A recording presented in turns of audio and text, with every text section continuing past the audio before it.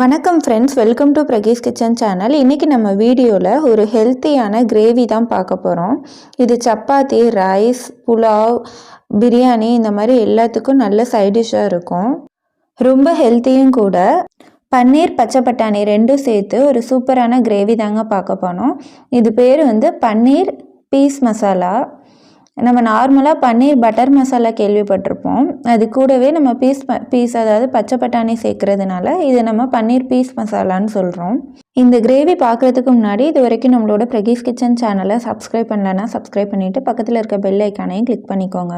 அப்போ தான் நான் தொடர்ந்து போடுற வீடியோட நோட்டிஃபிகேஷன் உங்களுக்கு வரும். இப்போ வாங்க நம்ம பன்னீர் பீஸ் மசாலா எப்படி செய்யலான்னு பார்க்கலாம். இந்த மசாலா செய்கிறதுக்கு ஃபஸ்ட்டு ஒரு கடாயில் 1 டேபிள் ஸ்பூன் எண்ணெய் ஊற்றிக்கலாம். எண்ணெய் ஊற்றிட்டு அதோடவே 10 பல் பூண்டு, 2 இன்ச் இஞ்சி சேர்த்துக்கலாம். சேர்த்துட்டு 3 பச்சை மிளகாய் இது எல்லாத்தையும் சேர்த்து நல்லா வதக்கி விட்டுடலாம். அடுப்பு மீடியம் ஃப்ளேமில் இருந்தால் போதும். இப்போ கொஞ்சம் நேரம் கழித்து நம்ம ஒரு பெரிய வெங்காயம் அதை ஒன்று சேர்த்துக்கலாம். சேர்த்துட்டு அதையும் நல்லா வதக்கி விட்டுக்கலாம். ஒரு 2 செகண்ட் ஆனதுக்கப்புறம் வெங்காயம் கொஞ்சமாக வதங்கிடும். அதுக்கப்புறம் நம்ம அதில் 2 தக்காளி சேர்த்துக்கலாம். ஒரு வெங்காயத்துக்கு 2 தக்காளி அளவு சேர்த்தா கரெக்டாக இருக்கும். சேர்த்துட்டு இதை நல்லா வதக்கி விட்டுக்கலாம். தக்காளி வதங்கினதும் கொத்தமல்லி தழை கொஞ்சமாக தூவி அதையும் நல்லா கிளறி விட்டுக்கலாம். கிளறி விட்டதும் இதை ஆற விட்டுடலாம். இது நல்லா ஆறுனதும் ஒரு மிக்சியில் இதை அடித்து எடுத்துக்கலாம். இப்போ ஒரு பேனில் 2 டேபிள் ஸ்பூன் எண்ணெய் ஊற்றிட்டு 1 டேபிள் ஸ்பூன் ஜீரகம் சேர்த்துக்கலாம். சேர்த்துட்டு ஜீரகம் பொரியிற வரைக்கும் நம்ம வெயிட் பண்ணிக்கலாம். ஒரு செகண்ட் வெயிட் பண்ணிக்கலாம்.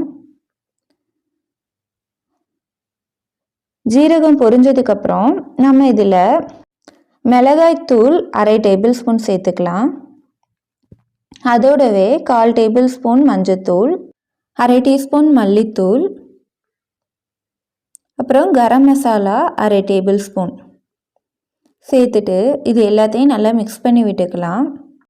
இதோடவே ஒரு 2 செகண்ட் கழித்து நம்ம ஏற்கனவே அரைச்சி வச்சுருந்த அந்த பேஸ்ட்டு அதை இதில் சேர்த்துக்கலாம். சேர்த்துட்டு பச்சை வாசனை போகிற வரைக்கும் மிக்ஸ் பண்ணி விட்டுக்கலாம். இப்போ இதுக்கு தேவையான உப்பு நம்ம சேர்த்துக்கலாம். நான் இதில் ஒரு டேபிள் ஸ்பூன் சேர்த்துருக்கேன். சேர்த்துட்டு இதுக்கு தேவைக்கேற்ப தண்ணி ஒரு கப் சேர்த்துக்கலாம். இப்போயே நம்ம ஃபஸ்ட்டே தண்ணி ஊற்றிக்கிறது தான், அதனால் ஃபஸ்ட்டே தண்ணி ஊற்றிக்கலாம். ஒரு மூடி போட்டு இது ஒரு 5 நிமிஷம் கொதிக்க விடலாம். 5 நிமிஷம் ஆனதுக்கப்புறம் நம்ம இதை எடுத்து கொஞ்சமாக கிளறிக்கலாம். இப்போ நம்ம இதில் ஏற்கனவே நம்ம உரித்து வச்சுருந்த பச்சை பட்டாணியை சேர்த்துக்கலாம். அது ஒரு கப் இருக்கும், அதை சேர்த்துக்கலாம். அடுப்பு ஹை ஃப்ளேம்லேயே இருக்கட்டும், அப்போ தான் கொஞ்சம் சீக்கிரமாக வேகும். நீங்கள் அடிக்கடி கொஞ்சம் கிளறி மட்டும் விட்டுக்கோங்க.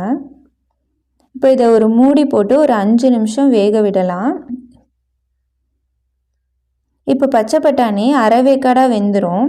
அந்த சமயத்தில் நம்ம பன்னீரை ஹாட் வாட்டரில் நம்ம சும்மா டிப் பண்ணி மட்டும் ஒரு 2 செகண்ட் டிப் பண்ணிவிட்டு அதை நம்ம எடுத்து நம்ம ஏற்கனவே ரெடியான இந்த பச்சை பட்டாணியோட சேர்த்து போட்டுக்கலாம்.